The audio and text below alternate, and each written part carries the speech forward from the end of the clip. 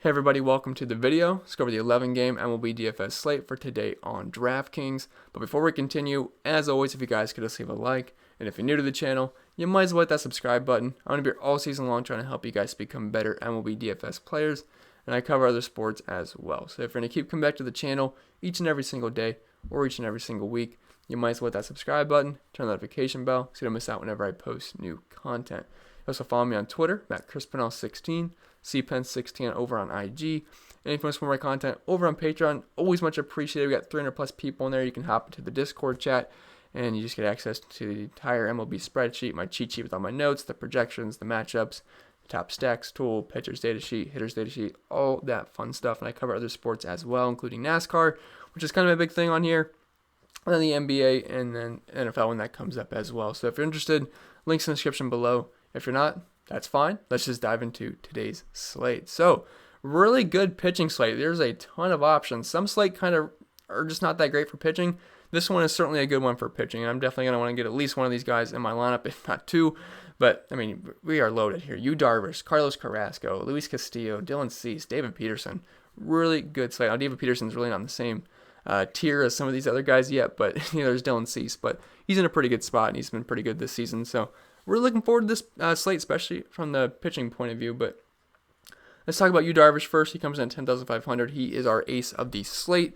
After a shaky start to the season, he has been absolutely dominant, scoring 30 points, 22 points, and then 37.4 points, only allowing 1 hit, 1 run, and 11 strikeouts. We saw his pitching go up to 104. This is versus the Brewers. I mean, he just absolutely mowed this team down, and he's the best pitching option on this slate. So if you have the money for him, absolutely love him. He's very expensive, so I understand if you can't get all the way up to Darvish, but if you can, I mean, there's a good chance he could get you 25, 30 points, if not more, if he's on his game. And also, another thing that's working in his favor, he's going to be pitching in Wrigley, and the wind is blowing straight in today. It's looking like around 10 to 12 miles per hour. And with the way that stadium is set up, that is a big boost to pitching. So, absolutely love Yu Darvish today. Vegas does as well. Only 3.4 runs against him, which I believe is the lowest on the entire slate. 63% chance for a win, and 6.5 strikeouts. And if we're just looking at his numbers, he's just an elite pitcher. 31% K rate, 3.39 xFIP. His walk rate was at 8%, but if you're looking at from the back half of the season to now, I mean, he's just really got his control in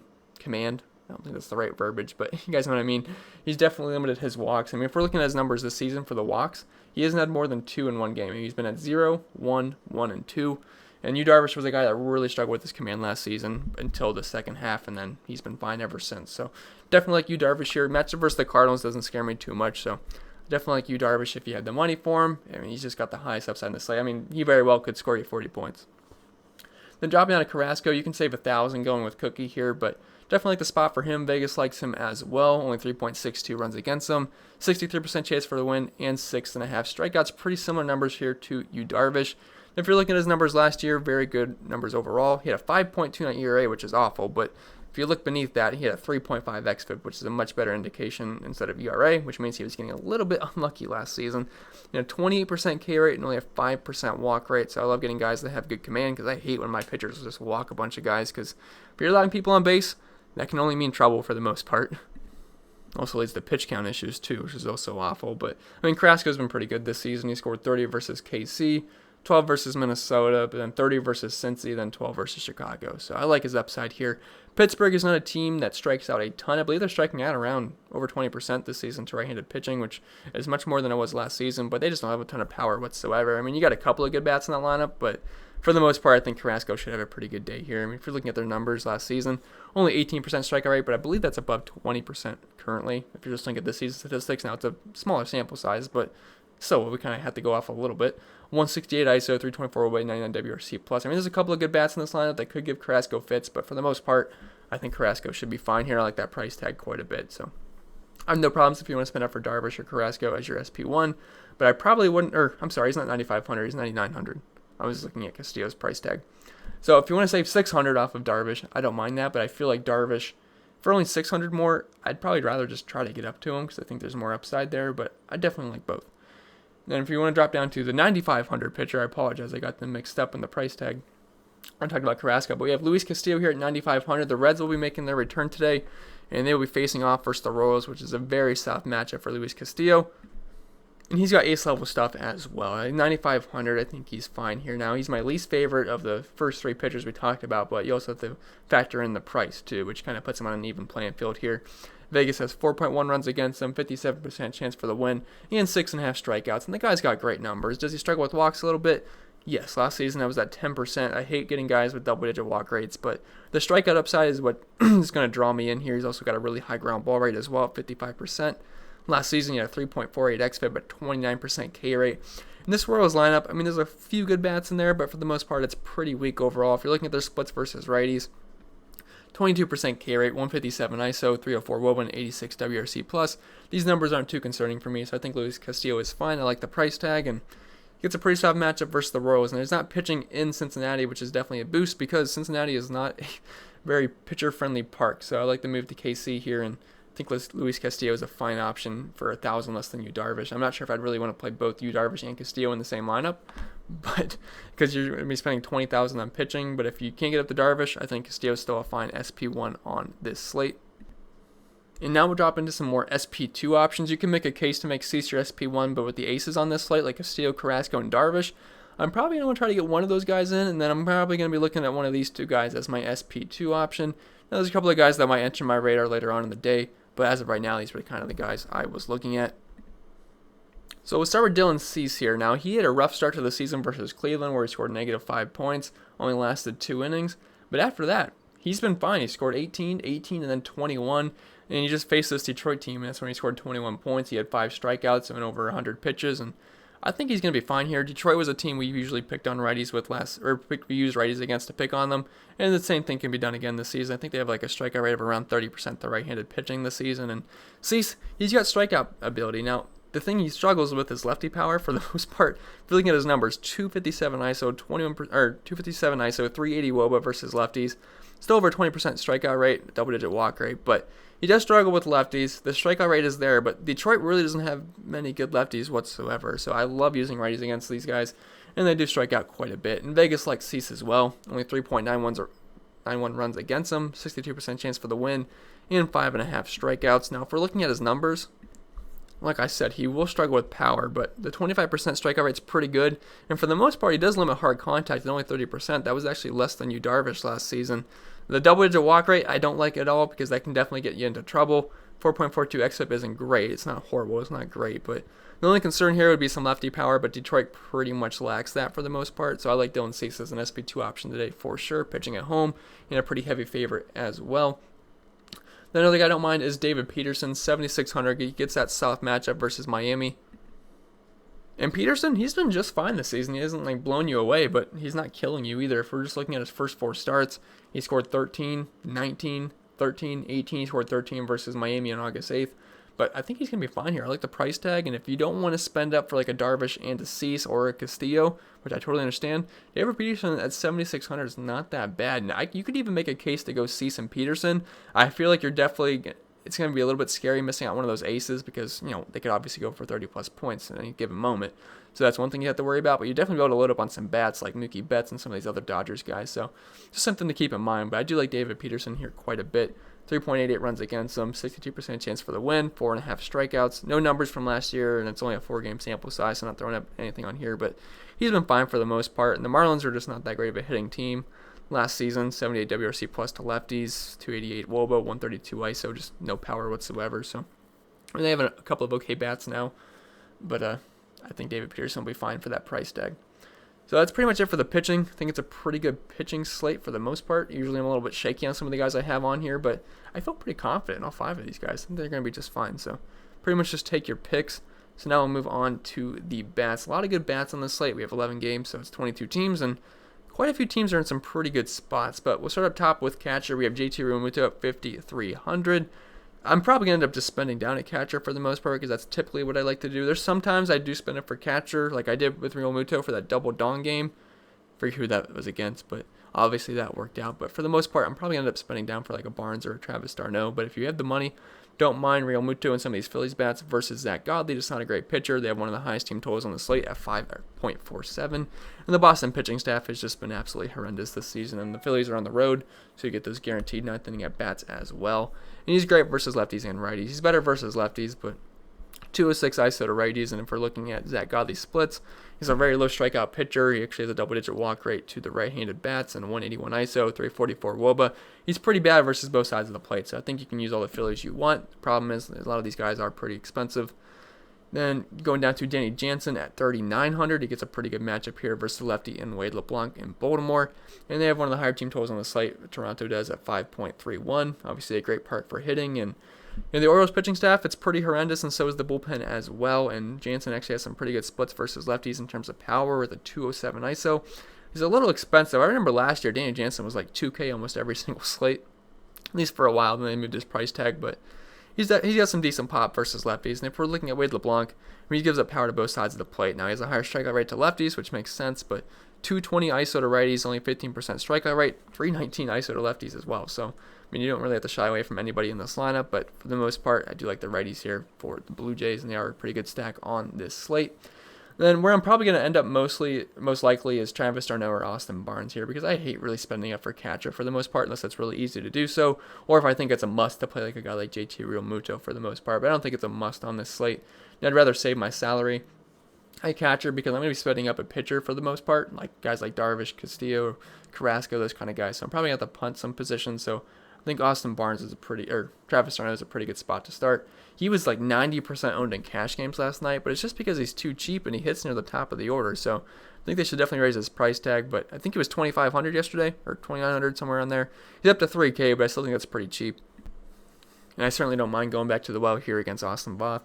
And they have a implied team total of over 5. There's a lot of teams that have implied team totals of over 5 today, so definitely a lot of good offenses. But I like d'Arnaud here. He's better versus lefties compared to righties, but he was just fine last night, and I mean, he's just a little bit too cheap, especially if he's going to be hitting this high in the order. Then Austin Barnes, he'll be hitting lower in the order, but I definitely like the Dodgers once again. I prefer the Dodgers when they're facing a righty, but they still have some decent righties on the team that can hit left-handed pitching very well. And we also have some of the lefties can obviously hit lefties well too. So I think you can once again load up the Dodgers. They scored 11 runs last night, and I think we could see somewhat similar results once again. Now Marco Gonzalez is better than Justin Dunn, but still I think they should be able to tee off here. They have the highest team total on the slate at 5.82. And if we're looking at Marco Gonzalez's splits, to lefties, he gave up a 176 ISO, to righties, 151 ISO, very low strikeout pitcher, 18% and 13%. Actually, gave a little bit more power to lefties compared to righties, but he's facing the Dodgers, and the Dodgers have plenty of good bats here, so I think we can certainly load them back up. Now, Austin Barnes' splits versus lefties aren't that great, but it's mainly just a price play here. So I like Barnes if you're stacking up some Dodgers, or if you just want to use him as a one-off, don't mind that either. Dropping down to first base, we have Jose Abreu at 4,500 going against Tarek Skubal, a not new prospect, but one of the top prospects in the Detroit organization. Now, he's making his first start, so I'm going to give the advantage here to the Chicago White Sox. But I was looking at his numbers in the minors, and they are pretty good, so I'll give him a little bit of respect there, but they still have a team total of over 5. The Detroit bullpen's not that great, so even though he looks like he could be pretty good in the future, it's going to be his first start in the big league, so I'm not sure that's really going to go for him. He looks pretty good, but I'll side with some of these power righties here on the White Sox. And Jose Abreu, he crushes left-handed pitching. I mean, he had a 360 batting average versus them last season, 232 ISO, 418 on base percentage, 168 WRC plus, near 600 slugging. I think he's a fine option here. Obviously, we're not going to have any big league stats on Skubal here, so it's going to be blank, but I don't mind some of the righties here versus him. Then Carlos Santana, 4,300 going against Brubaker, either one, whatever one you want to say. Pretty sure it's Brubaker, but I think the Indians are going to be a fine option here. They have a team total of around 5, and they should be able to have their way with him. I mean, he's not the worst pitcher in the world, but I think I'd rather take the Indians here over Brubaker. And plus, I'm an Indians fan, so maybe I'm just biased, but they do hit right-handed pitching pretty well. Yeah, Carlos Santana, 237 ISO to righties, 381 on base percentage, 497 slugging, just good numbers all around. Not the highest batting average guy, but he definitely walks a lot and get on base. And I like the price tag of 4,300. Should be betting cleanup, so I don't mind Carlos Santana there, or really a lot of the Indians today, which I do have quite a few listed.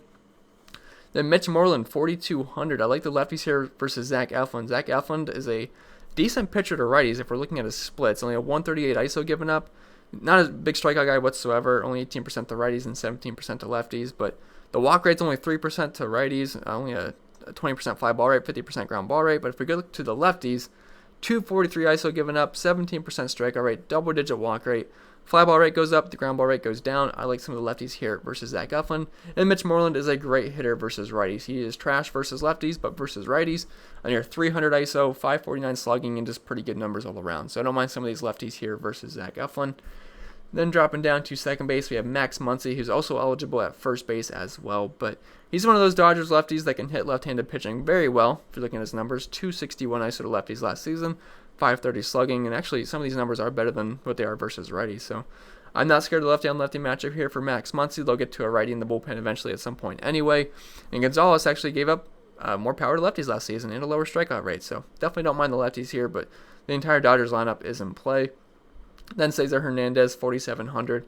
He's a little pricey, but he's going to be leading off for the Indians, and I do have some interest in the stack tonight. Now, Pittsburgh's not the best hitting park in the world, but they'll get those guaranteed ninth inning at-bats, and I'm not really too scared of Brubaker here, so don't mind Cesar Hernandez, and he's a much better hitter to righties than he is versus lefties as well.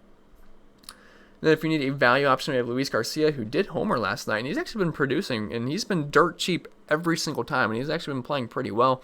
Now, I think he scored 0 points on Sunday, if I remember correctly. Maybe it was Saturday. Might have been Saturday. But for the most part, he's been doing pretty well. And he's just dirt cheap, and he gets that lefty on righty matchup. Josh Tomlin will open, but he's going to see the righty come in for, nowhere or something like that. But I definitely don't mind Garcia here if you need the value, because it can really open up your lineup. And if you want to go cheap at catcher and you want to go cheap at second base with a guy like Garcia, you can probably fit in pretty much whatever you want in the rest of your lineup, which might make sense, especially if you're spending up for pitcher today. So I don't mind taking the value option in Luis Garcia. But if we're looking at Tomlin's numbers versus lefties, 218 ISO given up, really low walk rate at 2%, and only 2% to righties. He throws a lot of strikes, but not a big strikeout guy, and does give up a little bit of power, so don't mind that. I remember Josh Tomlin from his Indians days. I mean, sometimes he was good, but sometimes, man, he was just like a batting practice pitcher, man. He's just serving up meatballs pretty much all game. Dropping down to third base, we have quite a few good options here. We have Jose Ramirez at 5,400. He's super expensive, so I'm only going to be using him in Indian stacks. I don't think you really use him as a one-off for the most part, unless you just happen to have 5,400 left in your third base position for some reason. But he's fine. He's great versus right-handed pitching. He's great versus lefties, but more power to righties, 239 ISO, 48 slugging, 107 WRC+. Not too concerned here with Brubaker, so do like the Indians quite a bit, but Ramirez is only a GPP option for me because at 5,400, I don't think you really need to do that in cash games. I'd rather play Turner or Devers in cash because you can save some salary, and I overall like their offenses better than I do the Indians. So we'll start with Justin Turner here at 4,900. Going against Marco Gonzalez. Now, he has better splits versus righties, but that doesn't mean his splits are great anyway, and Justin Turner crushes left-handed pitching, and the Dodgers are once again the top stack on the entire slate. He has a 300 ISO to lefties, 581 slugging, and near 300 batting average, just elite numbers all around. So do like Justin Turner quite a bit, especially because you get the righty on lefty matchup for him. Then Rafael Devers, 4,400. He's pretty cheap, and I like the lefties here versus Zach Eflin. I already talked about that a little bit ago, but Devers is great versus right-handed pitching. A 330 batting average last season, a 400 WOBA, near 300 ISO, 153 WRC+, 600 slugging. Just elite numbers all around. And like I said, Eflin, much worse versus the lefties. That walk rate goes up, the fly ball rate goes up, the ground ball rate goes down. 243 ISO to lefties, so definitely like Rafael Devers there. I love that price tag as well. And then a cheap option here in Alec Bohm. If it's Bohm, it'd sound a lot cooler for baseball terms, but either way, I think he's a fine option here. And I just realized I don't have his handedness updated on there, so I fixed it. He's a righty, obviously, but going up against Zach Galli. Zach Galli's not that great versus both sides of the plate. And I definitely like the Phillies on this slate. They have a team total of near 5.5, which is one of the highest on the entire slate. Boston pitching staff has been absolutely brutal. They're on the road, so you get those guaranteed ninth inning at-bats, and don't mind him here. I mean, Zach Galli's just not a great pitcher. Both sides of the plate, low strikeout guy, so don't mind Alec. And then dropping down to the shortstop position, we have Francisco Lindor, 5,300. Pretty much only using him in Indian stacks because he's just really expensive, and we can get some better value bats for the most part. Because I don't really think I'm going to be able to spend up for all these positions. I'd rather spend up in the outfield for guys like Cody Bellinger, and Mookie Betts. So I really play these expensive Indians in tournaments because of these price tags, but don't mind Lindor here. He's obviously great versus right-handed pitching. And your 270 ISO, 300 batting average, 560 slugging, 121 WRC+, 15% strikeout rate. So definitely like Frankie Lindor in tournaments, but don't think I'd get there in cash games. Didi Gregorius, 4,900. I like all the Phillies here. I just got done talking about that. Now, I actually like using Didi versus lefties better because he's got reverse splits, and people tend to skip out in those lefty-lefty matchups, so you can get him at really low ownership. I mean, if we're looking at his numbers, 250 ISO to lefties last season, 186 ISO, 2 righties, and just overall, he's got some pretty good numbers versus lefties. Now, he's not a high batting average kind of guy, worse batting average to lefties, but he's got more power. But I still think he's a fine option here. Zach Galli is a low strikeout pitcher, and I like all the Phillies. He's just really expensive, so I'm only getting the DD in tournaments because I'm just gonna have a hard time paying $5,000 for Didi Gregorius, $5,300 for Lindor. Now Lindor is a great player, obviously, but I'm not sure if I really want to one-off an Indian at $5,300 in cash games. So these are guys that are tournament options if you're stacking the Indians or if you're stacking the Phillies up. Then Tim Anderson, $4,700. I kind of touched on this with Jose Abreu when I got Scooble. He's a good pitcher, it looks like, and he's obviously got pretty high potential, but he's making his first big league start. He's a lefty, and I'm going to side with some of these righties here on the White Sox. We just saw Tim Anderson go double dong last night. He's got some pretty good splits versus lefties as well. 330 batting average and 167 ISO, 124 WRC plus, only an 18% strikeout rate. It doesn't walk a lot, but I don't mind Tim Anderson here. I think he's at a fair price tag, and I don't know if people are going to be scared away from School because it looks pretty good, but I definitely like some of these righties here for the White Sox. You could also look at James McCann if he happens to make the lineup, a catcher as well. Then dropping down to Jorge Polanco, $4,400. I'm probably going to end up going pretty cheap at shortstop for the most part, so maybe a guy like Kike or Jorge Polanco, or if someone else opens up that makes the lineup that's cheap. But I do like Jorge Polanco here quite a bit. Now, Corbin Burns, he has some strikeout ability, which is a little bit concerning here for looking at his numbers. 18% to lefties, but 38% to righties last season. Obviously, that can be a little bit skewed. But he does give power to both sides of the plate. 240 ISO to righties and 373 ISO to lefties here, and over a 500 WOBA. And the Twins do have quite a few good lefties here. Now, even though he does have strikeout potential, I like these lefties here. You could play Nelson Cruz on just a stack for if you're stacking up the Twins, which I never mind stacking the Twins. But for the most part, I do prefer the lefties here. And Polanco, he's got some pretty decent splits versus righties. Over a 200 ISO last season, over a 300 batting average. 133 WRC plus, and near 400 on base percentage. So I don't mind Polanco at that price tag. And the Twins do have a applied team total of around 5 today. I think at some other sites they were above 5. So don't mind Polanco at all at 4,400. And if you just want to go cheap and get a cheap Dodgers bat, Kike Hernandez at 3,600 I think is a fine option.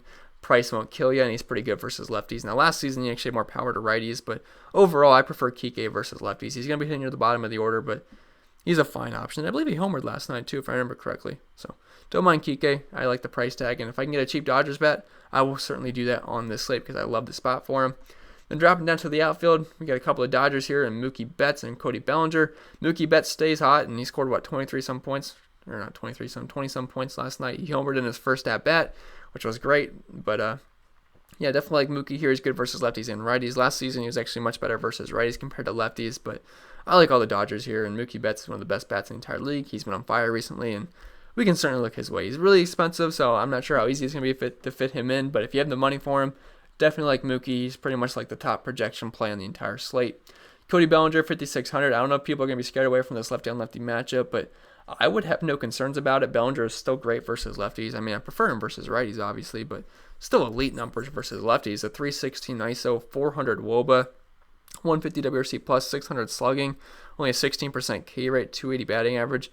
There's nothing to scare you away from a lefty-on-lefty matchup here. Marco Gonzalez did give up more power to lefties last season, so I have no issues here going with Cody Bellinger once again. And then Bryce Harper, he's definitely more of a tournament option. If I could get Cody Bellinger or Mookie Betts in cash games, I would certainly not be opposed to that, but I'm just not sure how feasible it's going to be if we're going to be spending up at pitcher today. So I would like to get up to him, but they might just be better suited for tournaments if you're going cheaper at pitcher. But don't mind Bryce Harper here going with Zach Galli. I already mentioned that I like the Phillies on this slate, and Bryce Harper is going to be the best bat on the Phillies, him and JT Realmuto. He crushes lefties, he crushes righties. He's actually better versus lefties, but I mean, Zach Galli's just not a good pitcher. He gives up more power to lefties and low strikeout rate, high walk rate. So I think you can load up the Phillies if you have the money for them, but they are pretty expensive. Then we have the two Twins outfielders, Max Kepler and Eddie Rosario. They're pretty much the same play. Now, if I had to pick one, I prefer Kepler because he's leading off, and I think he's an overall better player, and they're both pretty good and have similar stats. Like, they both strike out at a low rate, both have power to righties, but Max Kepler is just a little bit better in the power department, and just overall has got some better numbers. 281 ISO to righties, 350 WOBA. Now, Corbin Burns, I do prefer the lefties versus them. He had the lower strikeout rate and just gives up quite a bit of power to both sides of the plate, but don't mind Kepler here at 4,700. I think he grades out pretty well for me. Eddie Rosario is pretty much the same play. He's just going to be batting cleanup and not leadoff, so I'm not going to go too in-depth there, but they're pretty much similar plays, but you can save some money with Eddie Rosario.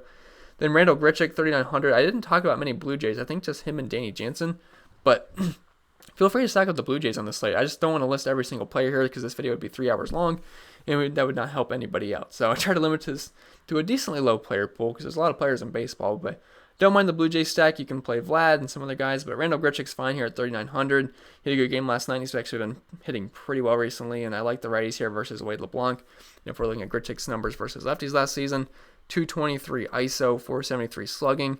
Does strike out quite a bit, doesn't have a very high batting average, but he should be hitting near the top of the order. It's a good hitter's park in Baltimore. You're going to get those guaranteed ninth inning at bats, and they're one of the better stacks on the slate with a team total of 5.31. I like this price tag too. So if you can't get up to any of these big bats like Mookie Betts, Bellinger, and Harper, I don't mind taking a lot of these cheap options, which do grade out pretty well. So, I mean, you're probably going to have to end up living in the cheapies for the outfield today, because if you're spending up for guys like Darvish, Castillo, Carrasco, those kind of guys, it's not going to leave you much salary. And there's a lot of good cheap options in the outfield today, like Chris Taylor, Adam Eaton, Verdugo, Pollock, Grichuk. So I don't think these guys like Harper, Bellinger, and Mookie Betts are absolute musts on this slate. They're great options, but I don't think they're absolute musts. And just speaking of these cheap options, we have AJ Pollock, who's probably going to be one of the best plays on this slate, probably one of the chalkier guys. I think he was close to 30% owned last night, and now he's facing a lefty, and he's only 3,900. Should be betting cleanup, so you got to like AJ Pollock here versus Marco Gonzalez. I know Gonzalez is a little bit better versus righties, but that doesn't mean he's great versus righties. And if we're looking at Pollock's numbers last season, the lefties, 323 batting average, 136 WRC plus, over 500 slugging, 212 ISO. I love AJ Pollock. He's going to be one of the better plays on the entire slate. Alex Verdugo, 3,400. Again, like a lot of these cheap options just grade out very well for me. So, I mean, I think you can very easily just spend up for pitching today because you can play a lot of these cheap outfielders and fit in a pretty good lineup overall. But anyway, like Alex Verdugo here, going to be leading off versus Zach Eflin. If you're looking at his splits versus righties last season, they were fine. 281 batting average, only a 12% strikeout rate, 190 ISO. But I like the Red Sox on the slate, especially lefties versus Zach Eflin, who's got much worse splits versus them. And leading off with this price tag, I don't mind that whatsoever. I think he's going to carry some ownership today. Then Chris Taylor is also eligible at shortstop as well. So if you want to break the bank at shortstop with guys like Tim Anderson, Gregorius, or Lindor, if you just don't really want to play Polanco or Kike, you can plug in Chris Taylor there. Should be hitting middle to the back end of the order, probably around 5th, 6th, 7th. But don't mind the price tag at all, and he's pretty good versus lefties with a 262 ISO, 518 slugging last season, in a double-digit walk rate. Now, he does strike out quite a bit versus both sides of the plate, but I think he's a fine option here, and the Dodgers are the top stack on the slate. If you can get cheap options from the Dodgers, I think that's definitely a good way to go. Then the lowest guy I was interested in was Adam Eaton here at 3K versus Josh Tomlin. He's going to be the opener, but they're still going to see a little bit of Josh Tomlin here, and he's just not that great of a pitcher. He gives that power to both sides of the plate. Adam Eaton is dirt cheap. He's going to be hitting near the top of the order, and I don't mind a Nat stack today in tournaments. You could look at guys like Asdrubal Cabrera, Juan Soto, Adam Eaton, and a couple other guys at the top of my head, Eric Thames. So I think they're fine, but I like this price tag on Adam Eaton quite a bit at 3K. But I think we went through the entire video, guys, so I do appreciate it. I appreciate you guys watching. If you haven't already, make sure you guys leave a like. If you're new to the channel, hit that subscribe button. Really helps me out. Really appreciate it. You can follow me on social media. If you want to support me on Patreon, feel free to do so. But yeah, should be a pretty good slate. I'm looking forward to it, and I hope you guys enjoy your Tuesday.